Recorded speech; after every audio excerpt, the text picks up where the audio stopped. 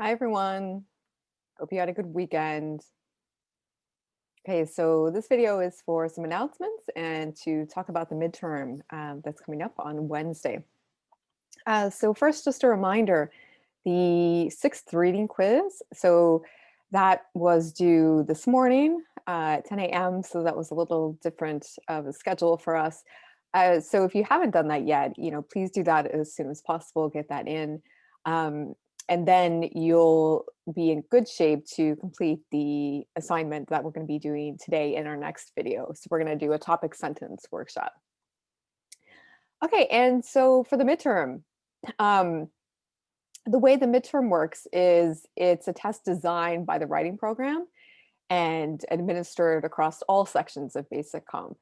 And so it should be familiar in the sense that the questions that are going to show up are going to be Unit 1 and Unit 2 types of questions.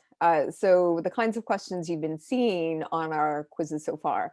And in particular, one way to prepare is to take a look at the questions that showed up on quiz 4 and quiz 5 on Ronson and Larson, because those questions are a mix of Unit 1 questions and also Unit 2. So you'll be having some of both for the midterm. Okay, what's different for us is the text, the reading that you're going to be answering these questions on will be new. So it's nothing that we've read together. It's nothing that you've read before. And so basically the midterm is just a chance to kind of get a sense of where you are in the development of the skills we're focusing on in this course. Right, if you're kind of send you off into XPOS right at the middle of the semester, um, would you be able to produce passing work? And so you'll get about 2 to 3 paragraphs to work with and to read closely. And so remember to use our active reading strategies, right? So to read over and to try to read it over again. And then to use quotations in your response, our support or our answer support and explain method. So everything that you've been familiar doing, right? What we've been practicing, you're going to do for the midterm. Okay, and that'll be Wednesday. And so you can take it anytime during the day. And for the midterm, though, it is strictly timed. So for the midterm, you will have 80 minutes, which is a regular class session, an hour and 20 minutes. And that's dictated by the writing program. So you just want to kind of keep your eye on the time to make sure that you're able to complete all of the questions. Okay, and another note, so the midterm, it's graded pass, non-pass, and that's the same for the final exam. What's different between the midterm and the final? There are 2 things that are different. The first thing is that the midterm you just have to pass, or sorry, you just have to take in order to complete the course. You don't have to pass it, right? So you can get an NP, a non-passing score on the midterm and still pass the course, right? So the NP on the midterm will not negatively affect your grade. Okay, and so think of the midterm as practice preparing you for the final exam, which you will need to pass in order to pass the course. Okay, and the final exam as well as the midterm are certainly things that you want to take seriously and do your best on. But for the final, if you're doing passing work on the quizzes by the end of the semester and you are turning in passing essays, then usually you will just automatically pass the exam, right? Because the exam is testing the skills that you've been working on and developing and demonstrating in your quizzes and your essays. Okay, so again, just to re-emphasize, so for the midterm, it's evaluated pass, non-pass, so P and P. And so is the final exam. But with the midterm, you don't have to pass in order to pass the course. So again, you want to take it seriously, but if you don't pass it, it's not the end of the world and it won't even negatively affect your grade. Okay, you just have to complete it. By the time we get to the final exam, you do have to pass that. And the final exam is also different in that it's not formatted like a reading quiz. So at that stage, you'll be reading about 2 to 3 paragraphs of a text that you've never read, like the midterm. But instead of answering quiz questions, you'll develop the first part of an essay. So an introduction with a thesis statement in response to a prompt question, followed by body paragraphs. And that's the kind of thing that you're going to do in XPOS on the first day of class. You'll take a writing sample, and that's how it will be structured, right? So sample reading, prompt question, let's see what you can do in terms of writing or drafting an essay.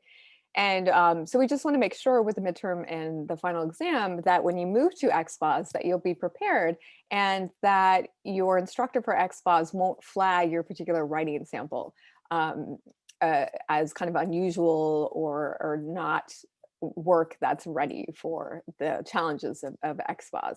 Okay, so with the midterm, then again, that'll I'll be releasing that in the morning on Wednesday. You can take it anytime during the day.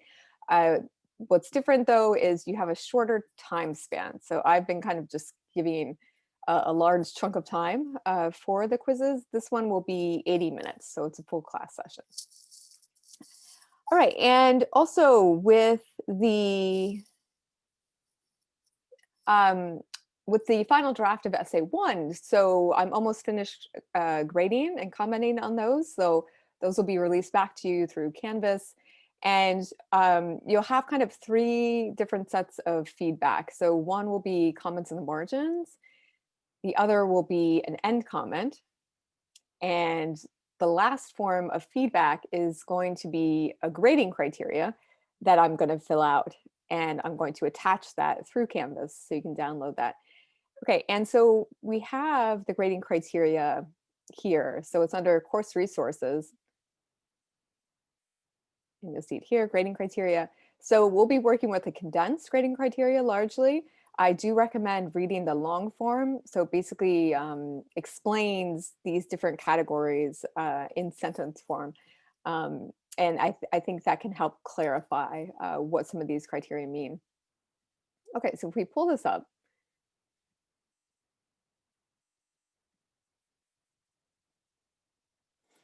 so we're going to be getting really familiar with the grading criteria. So from here on out, we're going to refer to it a lot.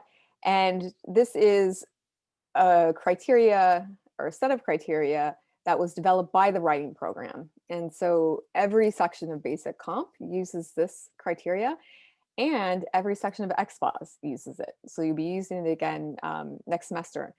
And so part of the reasoning behind the grading criteria is just to make sure that the essays in basic comp and XPOS are graded consistently and fairly for everyone. So the idea is that because all instructors in the writing program use this grading criteria and we're trained in this criteria, that means, you know, if you turn in an essay to me, you would receive the same grade as you would if you turned that essay in to any of the other 90 or however many sections of basic comp are running this semester, right? So we want to make sure that that grading is standardized and fair. And so I'll be using this grading criteria to assess your essays.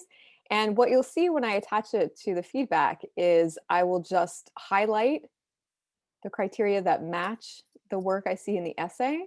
And so sometimes that may be split a little bit, right? So you could have like 1 or 2 here in C+, and then 1 on C, maybe even an NP, maybe even a B. And primarily where the majority falls, right, that will determine your grade. Okay, in terms of the categories, so we have thesis, work with assigned text, structural coherence, and presentation. And these are listed in order of importance from left to right. So thesis is the most important category, followed by the work you do with the text, and then organization, or what we're calling structural coherence. Okay, so what's most important for the thesis statement is we're making sure that we're moving beyond summary, just summarizing or restating the arguments of the text, to forming statements of analysis, right? We're interpreting, we are developing an answer to the question of the prompt. And if we see that, then that essay moves into the C range and possibly higher.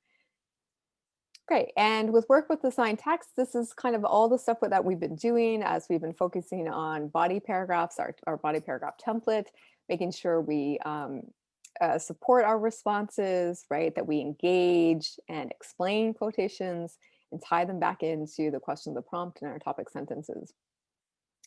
And what we'll be focusing on a little more here in this category is close reading, right? So we've been focusing on, taking words and phrases out of a quotation and use that to make a connection to another text. And so now we're going to start focusing on, right, taking a word out of a quotation to think about what it suggests or implies about perhaps the writer's attitude, right?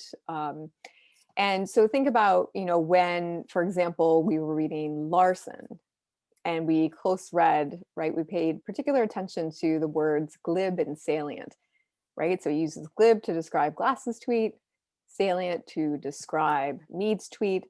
And so if we don't spend the time looking closely at those two particular adjectives, right, then we will miss which side of the debate he is taking on that issue of relatability. And so, right, so glib tells us that he thinks Glass's text was shallow and insincere, right? Whereas he thinks Mead's essay was important.